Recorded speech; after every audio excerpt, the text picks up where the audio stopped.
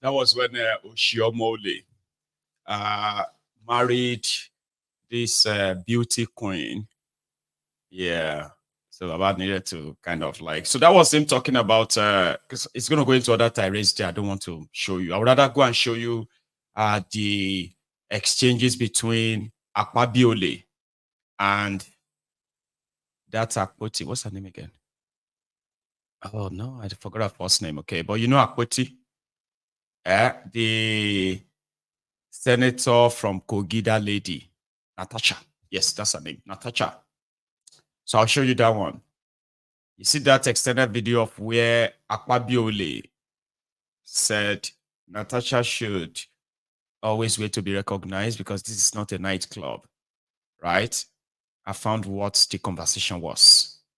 And then you can tell me where does this is not a nightclub statement came from.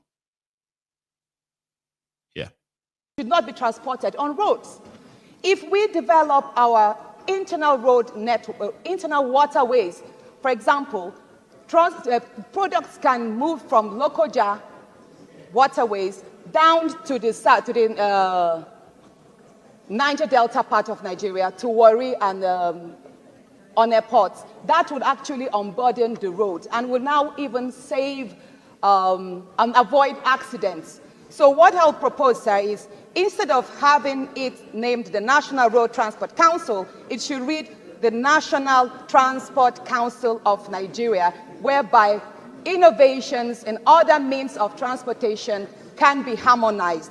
Our waterways, our rail networks are all designed independently and not in a coordinated fashion. So we would love a situation whereby every aspect of our transportation is looked into and developed by deploying the most modern, innovative ways.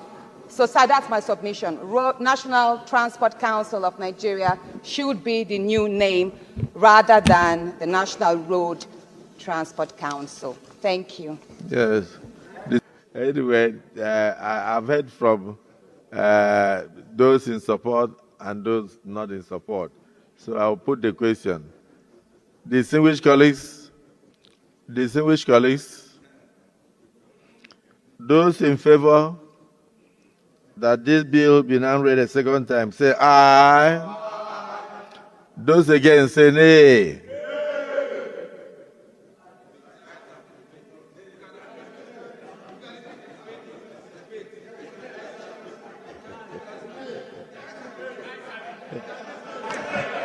Mr. President, we don't want it to be killed. We just want a bit of modification.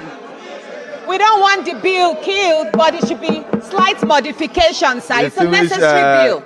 Distinguished Senator Natasha, in the chamber, you have to be recognized before you speak. Oh, pardon me. Yeah, we are not in a nightclub. Those in favor that this bill be now read a second time, say aye. Those against, say nay.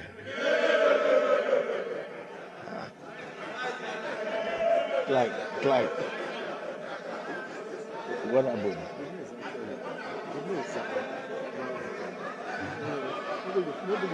Distinguished colleagues, my ears are very good. Those in support that this bill be now read a second time, say aye. And those against, say nay. The nays have it.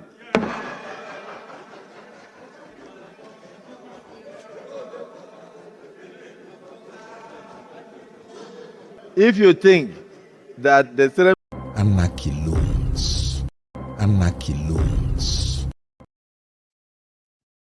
Those are the distinguished rogues, distinguished criminals, the distinguished targets when the shit hits the fan. Don't ever forget that, right? So the Kenyans who are still facing Ruto, you have fought a very hard, long battle, and they are doing everything to wear you down as we speak. Well, our hearts are still with you. You are fighting a battle of lifetime. The political class, including one of our own from Nigeria, Obasanjo Obankparo, right, was in your country for a few days to draft what he called the government of national unity for politicians. And indeed, they've shared slots.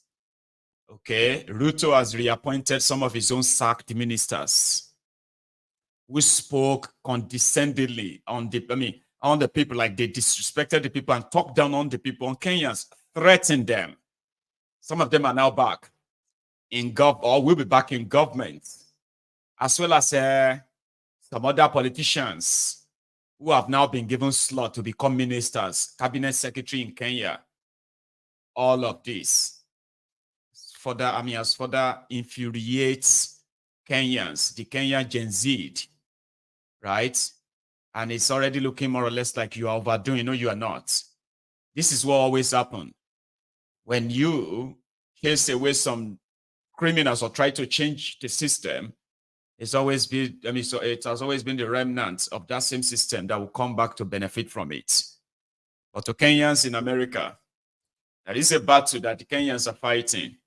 It is a battle of neocolonization, where the IMF, World Bank, continue to use the African puppets to re-enslave the people by impoverishing them in perpetuity.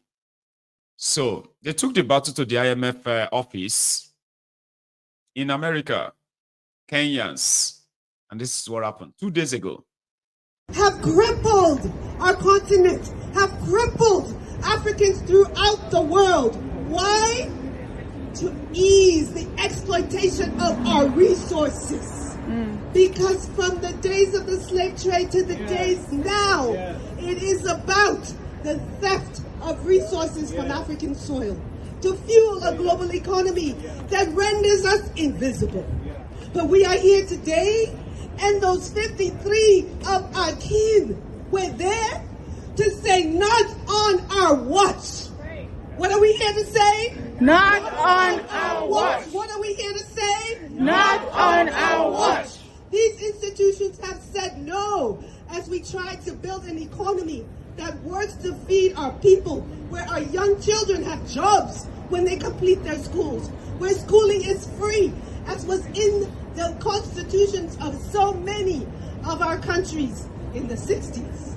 But yet slowly, the privatization of education, the privatization of healthcare, the privatization of telecommunications and all essential services, because of the IMF, because of the World Bank, but also our governments that have been complicit in letting them do their bidding.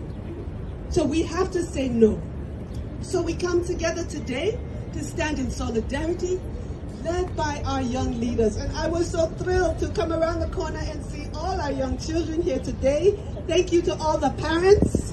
Thank you to all the children. We know there are many things you could be doing, and you chose to be here. Thank you. Asante Sana.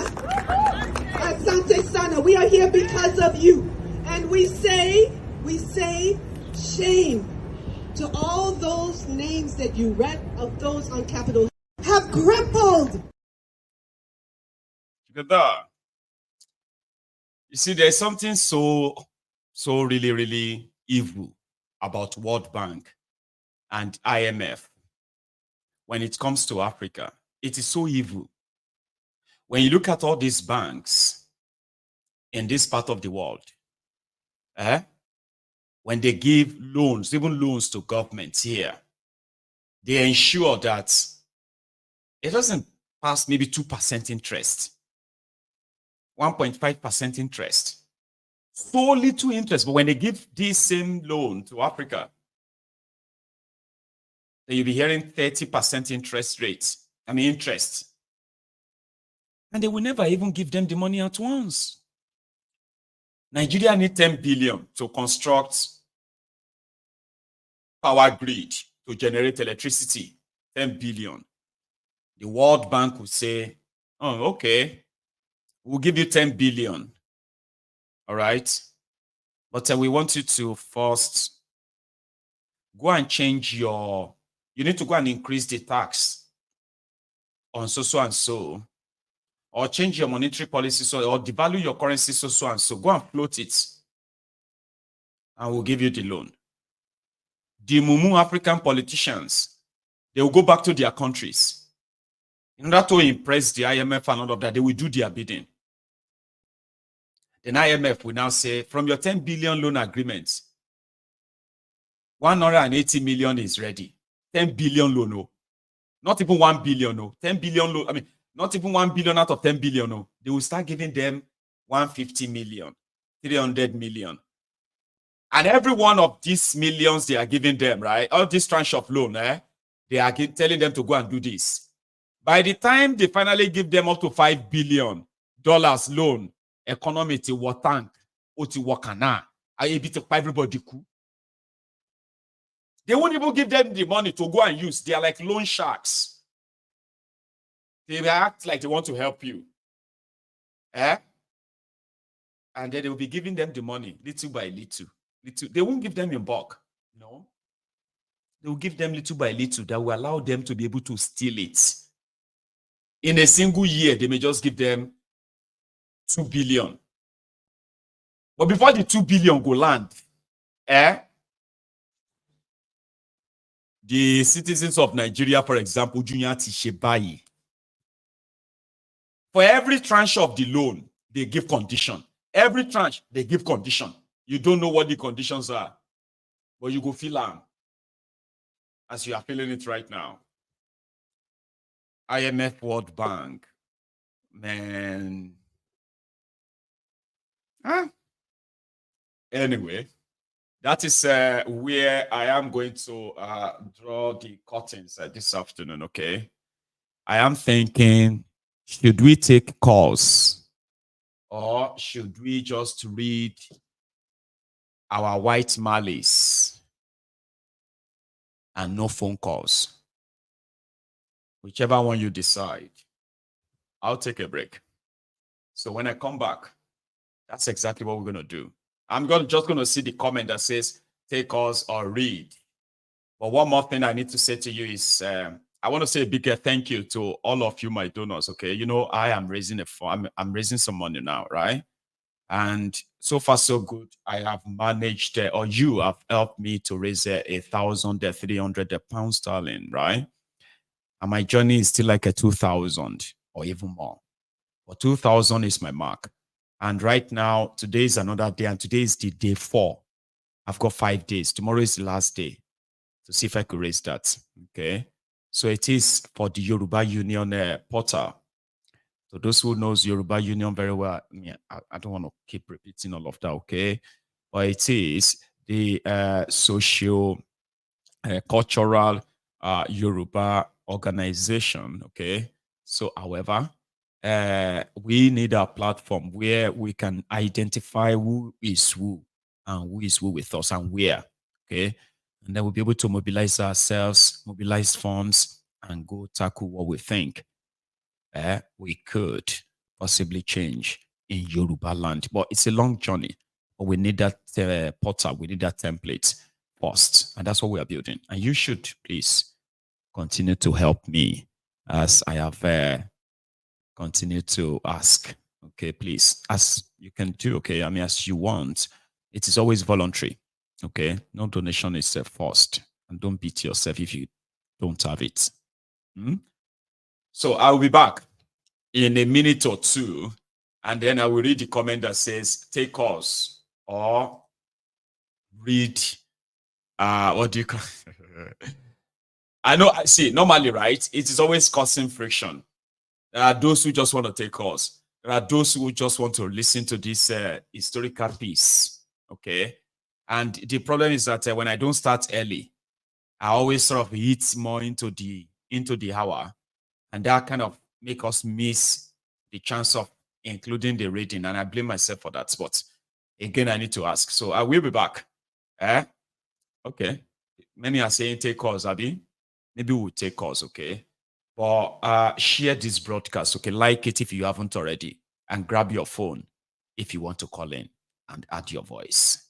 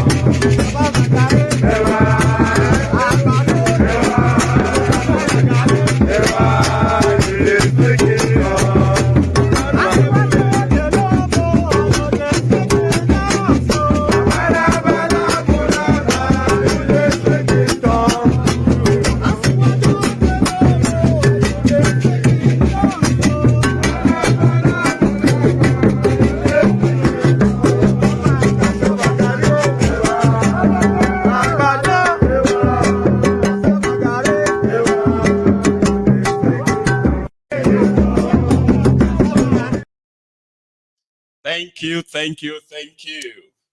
So I have seen those who said read.